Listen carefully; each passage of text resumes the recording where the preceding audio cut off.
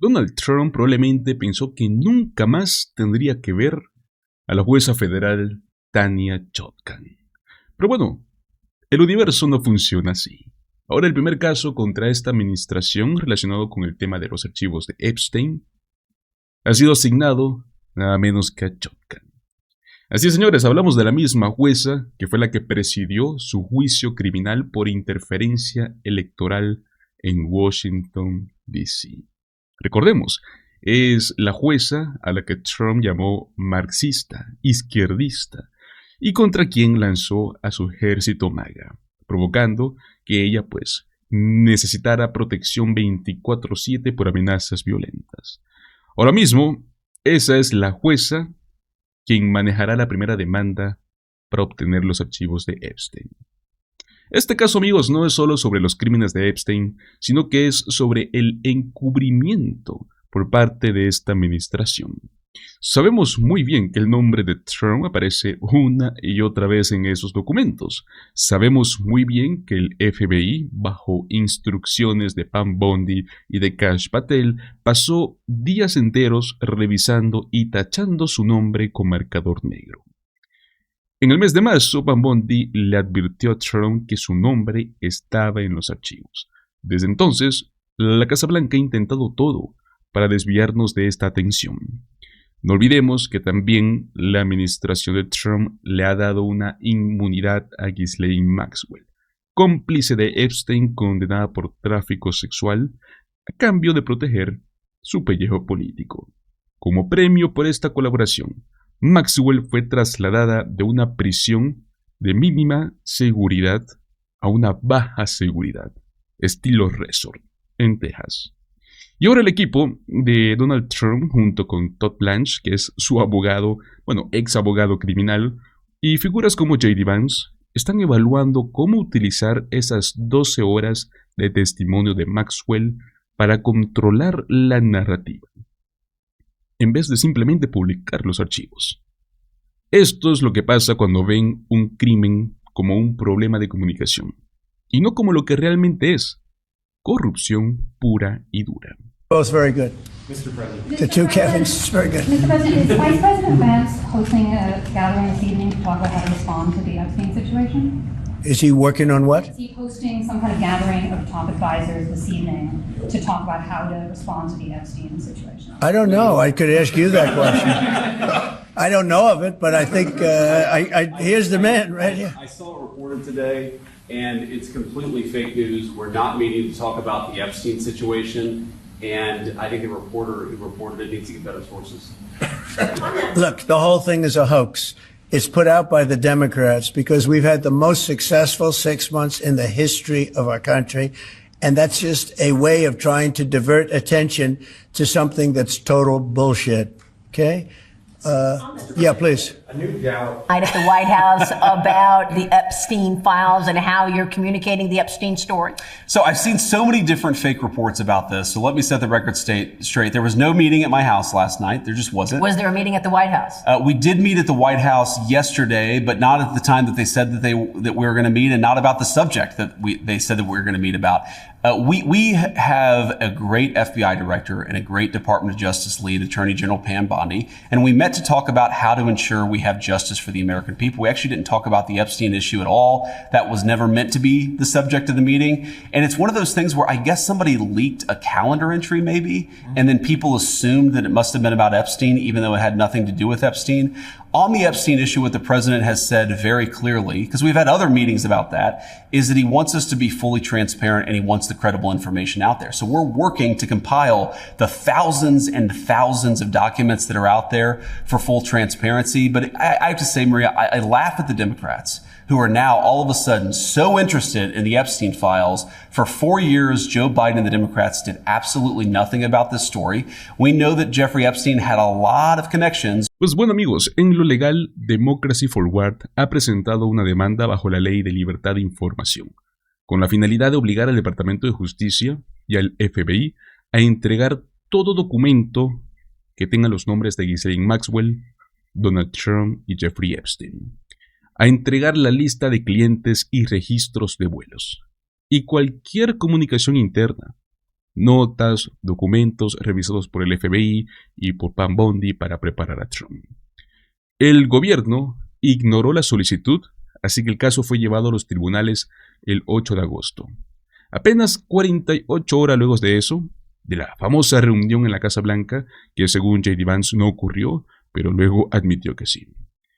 Ahora tenemos como jueza asignada a Tanya Chutkan, jurista con 17 años de experiencia como abogada de juicio, ex funcionaria del Departamento de Justicia, jueza federal desde hace años, ha manejado casos, ya les digo, decenas de casos del 6 de enero, con condenas sólidas, y recordemos que ha sido clave en el caso de interferencia electoral contra Trump. Dictó resoluciones contundentes. Es más, fue ella quien rechazó el intento de Trump de anular su acusación alegando la inmunidad presidencial. Aunque se permitió al final que el caso subiera en apelación, el Tribunal de Apelaciones le dio la razón 3-0, hasta que la Corte Suprema, como bien sabemos dominada por la derecha, inventó la idea de que Trump tiene inmunidad criminal por actos presidenciales. Y ahora con Trump más radicalizado y con más poder que nunca, Tanya Chutkan vuelve a tenerlo frente a ella. Pero esta vez por algo que él teme aún más, y son los archivos de Epstein. Ahora bien, señores, ¿desde cuándo mandar tropas a las calles reemplaza la inversión en salud mental, en educación, en prevención del crimen? Pues al parecer para Trump la solución a todo es enviar más uniformados y declarar una supuesta victoria sobre la delincuencia, aunque ni siquiera sepa contra qué está luchando. Hoy, señores, vamos a hablar de nuevo del polémico despliegue de la Guardia Nacional en Washington, D.C. Una jugada que, lejos de ser una medida de seguridad, parece más una puesta en escena autoritaria. Y lo peor es que se está vendiendo como una solución milagrosa, mientras al mismo tiempo se está recortando fondos para programas claves que sí combaten el crimen de verdad. Para darles un contexto rápido, Donald Trump ha lanzado lo que él llama el plan de recuperar la capital del país. Todo esto bajo el pretexto, ha tomado el control total de la policía de Washington, D.C., ha desplegado a cientos de agentes federales, incluyendo del FBI, y ha movilizado a la Guardia Nacional. Y todo esto mientras dice que lo hace por la seguridad de los ciudadanos, aunque los datos digan otra cosa. Porque sí, señores, el crimen en Washington, D.C., con datos oficiales, ha bajado. Pero Trump no quiere hablar de eso. Ryan, walk us through the details of this National Guard deployment and tell us, what are you seeing there this morning? So far, it's relatively quiet here this morning, Anna. These National Guard troops that have been mobilized to help in this effort that President Trump unveiled yesterday are just getting their orders. So we do see them trickling into the armory here behind me. When they're all fully staffed, we expect somewhere in the range of 800 troops that will be deployed throughout Washington, D.C. Their role will really be in a support effort behind the various law enforcement agencies that have also been mobilized. Of course, the Metropolitan Police Department, D.C.'s kind of frontline law enforcement agency, is now technically under the control of the administration. So they will be the first responders, if you will, but then they'll get support from the FBI, from the ATF, from the Department of Homeland Security, from the Park Police, and then on. And then the National Guard will be there just in case to help. In many ways, it is a symbolic demonstration to show that there are boots on the ground ready to tackle what President Trump believes is a serious problem. Of course, there is a wide range of opinion as to just how serious that problem is and whether it requires this military presence. Regardless, this is something that is already underway. The question is, how long will we see these National Guard troops on the ground here in Washington, D.C.? If they are to stay past 30 days, it will require congressional approval. We're already seeing some pushback from Democrats. They would need to at least get on board in some form or fashion if it goes beyond that 30-day window. So, of course, Anna, this is just the beginning of what the president hopes can begin to curb this problem here in Washington, D.C. So, Monica, though, what exactly are the White House goals? What benchmarks will they use to decide whether they've accomplished their objective and can pull back? That's the main question here, Anna, and it's a bit unclear. I mean, the Attorney General Pam Bondi came out and declared at that press conference yesterday that crime in D.C. as we know it is effectively ending because of this operation. So that was her declaration, that maybe the goal here is really to end crime again as we know it, which seems to be a very high bar, and one now that the White House and the Trump administration owns, because they are trying to put all this effort into a crime crackdown. And of course, we know President Trump has been hinting at this for months, so it shouldn't come as a surprise that he took this step. But the timing did come as a little bit of a shock to some of the local officials who weren't briefed on the plans. And it came, we're told by White House officials, because the president was really disturbed by this attack on a former DOJ employee who was a part of an attempted carjacking gone wrong, according to a police report, and he was attacked in that. And then that really accelerated this process, this plan that already some elements of which were in motion, but they decided to execute it faster, get those federal agents out over the last couple of days, and then, of course, call in the National Guard. But the timing here is what's also critical for measuring what the White House could call success here, Anna, because as Ryan just noted, the president may only have 30 days to do this. So at the end of that, we don't know whether they will be able to, quote, declare victory on that if they are not able to put crime where they want it to be. There's also a huge question here, Anna, about the unhoused population and where they're going to go. The White House claims they have places for people to go outside of the district, but they haven't provided any specifics on that key part of this operation either. Okay, so Rob, when you hear the National Guard mission, which we're told is to protect federal assets, provide a safe environment for law enforcement, very similar to what they were tasked with in L.A., troops protecting cops seems redundant. What will this look like in practice? What are you anticipating? It's going to be complicated because, again, I don't know the exact nature of what he's trying to accomplish because the crime rate's down at historic lows. I think he can declare victory at the end by just saying it because people aren't really looking at numbers. Crime's personal. So there has been a survey of about 50% of D.C. residents who think crime's high, even though the statistics are low. So I think having all these Guard members and ATF and FBI people on the street, I think is going to temporarily reduce crime and people's viewpoint, but it's going to make them feel safer. So if they do the survey after that, they'll say, oh, I feel safer, and then he can point to that. He did talk about pushing this to other cities, and I think this is one of those, this is the first one. It was very easy to federalize law enforcement in D.C. He has control over the National Guard without any court fights. So I think it's the first play in something that we might see in other cities. Let's talk about the role of these 120 FBI agents, mostly from the Washington field office. A senior law enforcement official tells NBC News the agents are being pulled from counterterrorism, violent crime, public corruption, cybercrime. And that official says this past weekend was chaotic. Agents were confused about their actual role on the streets and who they were reporting to at any given time. Rob, what does this tell you and what concerns do you have? I have lots of concerns. FBI agents aren't trained to be patrol officers. They're not trained to go out like this. Now they have tactical training, they have law enforcement training, but not in the same way a police officer is. They're doing jobs that really take specialized FBI agents to do. Now you're taking them off cybercrime, you're taking them off counterterrorism and national security, and you're putting them in an environment that they're not as familiar with. And again, the chain of command, who is reporting to who, how they're doing things, that doesn't lend itself to great practices on the street. Having them out there is one thing, and you can take media coverage and say, hey, we're doing something. But again, they're not the right forces to be doing this.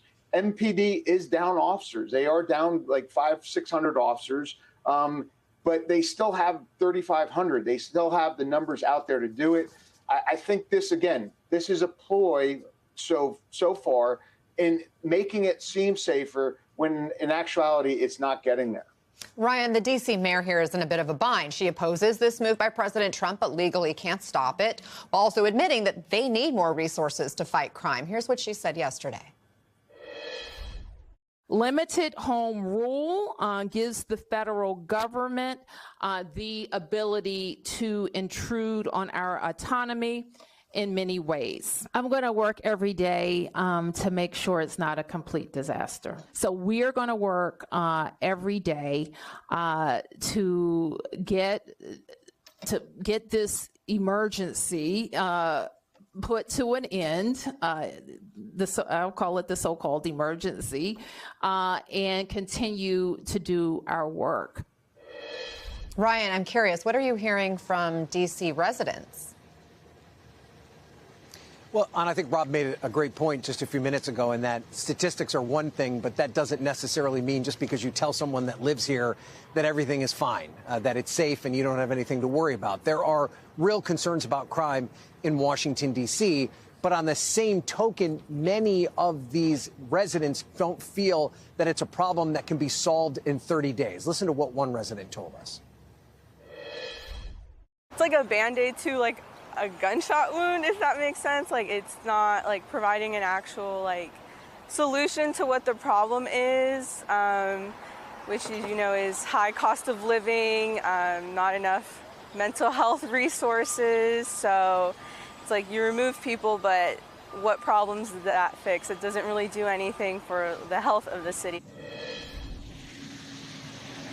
And when you add into it that one of the core issues that folks that live here believe is a big problem is that juvenile crime component. And there are many components to that issue that are not going to be resolved by just bringing in National Guard troops. It has to do with education. It has to do with mental health resources. And then it also has to do with prosecution on the back end.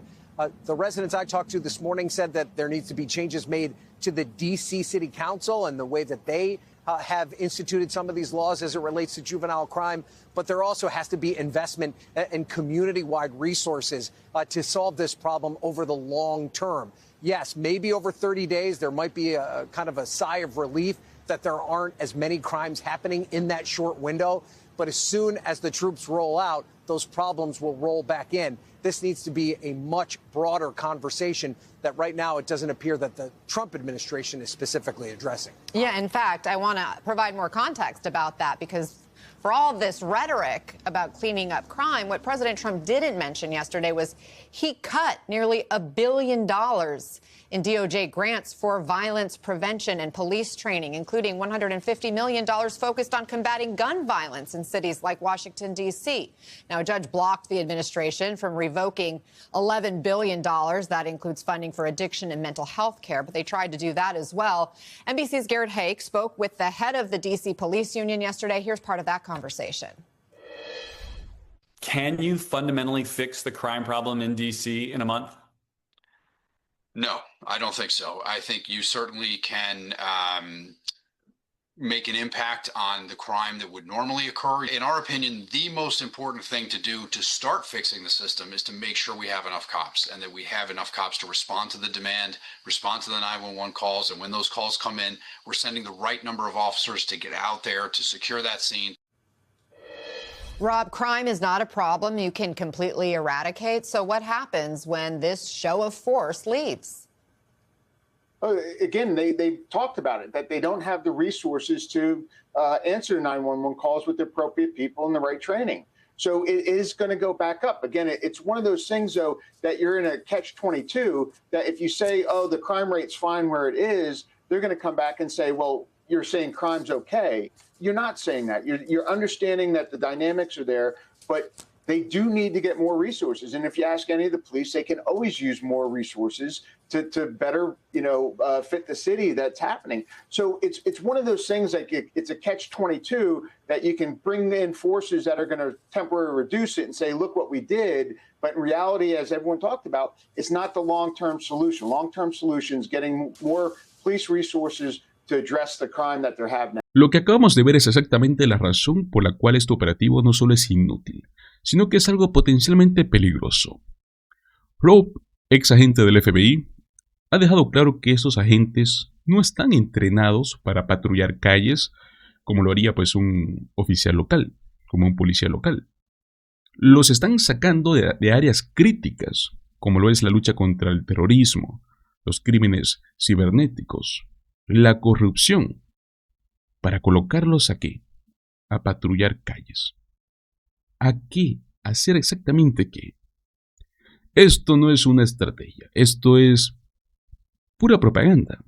Es distraernos de la opinión pública de los verdaderos problemas, como por ejemplo el caso de Epstein. que por cierto sigue creciendo.